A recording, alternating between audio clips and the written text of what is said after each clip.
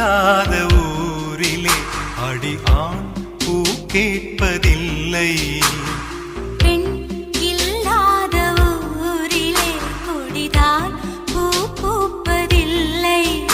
உன் புடவை முந்தானை சாய்ந்ததில் இந்த பூமி பூ பூத்தது. இது கம்பன் பாடாத சிந்தனை, உங்கள் காதோடு யார் சொன்னது? புது வெள்ளை மழை இங்கு பொழிகின்றது.